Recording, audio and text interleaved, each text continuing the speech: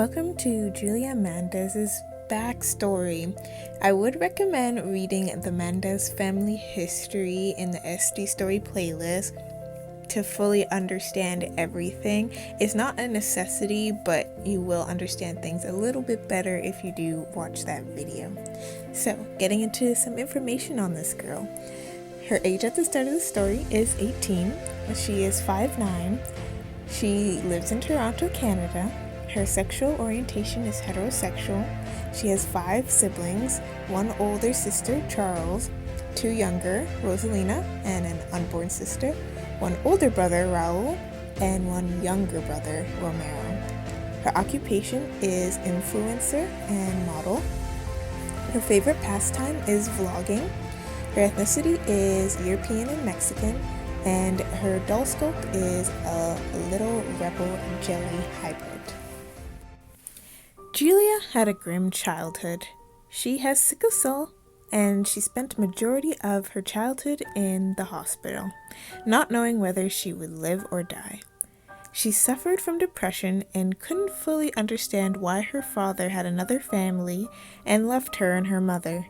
Her father did visit often and sent money to support Julia, but it still gave her uneasiness. Her half-siblings would come and visit her at the hospital in the beginning, but they all, excluding Charles, stopped visiting. Julia felt abandoned by her father and her siblings. She started to question if they even loved her, and for a long time, Julia waited to die. But when she was abandoned by those who claimed to love her, it fueled a rage inside of her that motivated her to live. When she became a teenager, she was determined to become famous so that she could show her father and siblings that she is more than her disease. Julia started to eat a strict diet, which decreased her need to go to the hospital and contributed to her model body.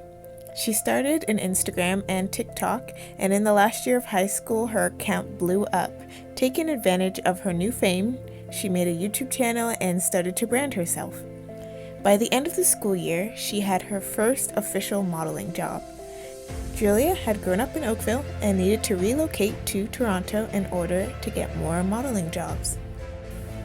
She called on her sister Charles to help her out and headed to downtown Toronto to live.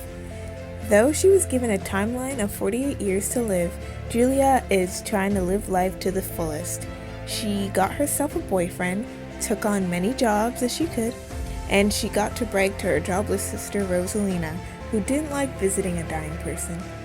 Julia doesn't know what is in store for her, but is determined to be famous and overcome any challenge that did come her way.